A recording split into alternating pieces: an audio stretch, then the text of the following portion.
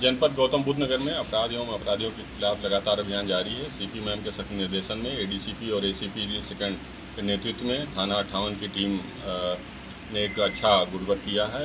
लगातार क्षेत्र में व्हीकल चोरी की घटनाएं हो रही थी, जिसको देखते हुए थाना प्रभारी के नेतृत्व में एक टीम बनाई गई थी। इसके साथ स्वाट और सर्विलांस की टीमें लगी हुई थी। पूरे स्वाट और सर्विलांस की टीम लगाते हुए लगातार क्षेत्र में लोगों को निगरानी रखी गई और एक ऐसा गैंग जो लगातार क्षेत्र में व्हीकल चोरी किया करता था वो पकड़ा गया है, जिसमें 3 साथी वाहन चोर गिरफ्तार हुए हैं। इनकी निशानदेही से 10 अदद मोटरसाइकिलें बरामद हुई हैं, जिसमें 3 मोटरसाइकिल अभी कनेक्ट हो गई है तात्कालिक रूप से और बाकी मोटरसाइकिल अपराध में के बारे में जानकारी की जा रही है।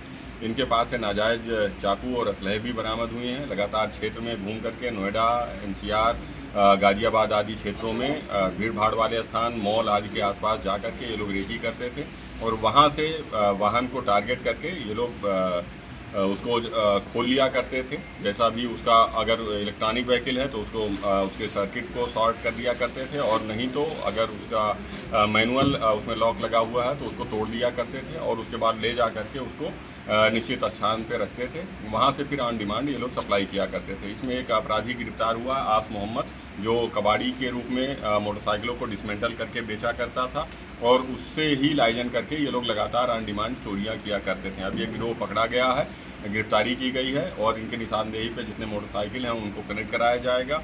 क्षेत्र में इससे अपराध में रुकावट होगी और अभी गिरफ्तारी सुनिश्चित की गई है, विधिक कार्रवाई की जा रही है। कितने पढ़े लिखे हो, कितनी वारदात की हो? ये ज़्यादा पढ़े लिखे नहीं हैं, बहुत ही सात्विक इस पे चोर हैं। लगातार क्षेत्र में रेकी करके घटनाएं कर रहे थे। जो हमारे मोहल्ले हैं उन क्षेत्रों में जाते थे या हमारे जो मॉल के स्थान हैं या हमारे कमर्शियल कॉम्प्लेक्स हैं उनके आसपास ये लोग लगातार भ्रमणशील रह के जो आइसोलेटेड एरिया में या किनारे कहीं मोटरसाइकिल खड़ी होती थी उसको ये लोग टारगेट किया करते थे और वहाँ से ये लोग व्हीकल थेफ्ट किया करते थे। उसके बाद ले जा करके ये लोग अपने एक कबाड़ी के माध्यम से इसको ठिकाने लगाया करते थे। इन 3 के अलावा भी गिरोह में कोई और शामिल है? नहीं, मूल रूप से 3 ही शामिल हैं और ये पकड़े गए हैं और इनके निशानदेही पे 10 अदद मोटरसाइकिल। सर ये ऑनलाइन डिमांड करते थे या नहीं, कबाड़ी इसमें सप्लाई किया करता था और ऑनलाइन ऑन डिमांड, ऑनलाइन नहीं, ऑन डिमांड वो सप्लाई किया करता था जो कबाड़ी है, इसलिए वो पकड़ा गया है और वो कबाड़ी ही इनका मेन सप्लायर था।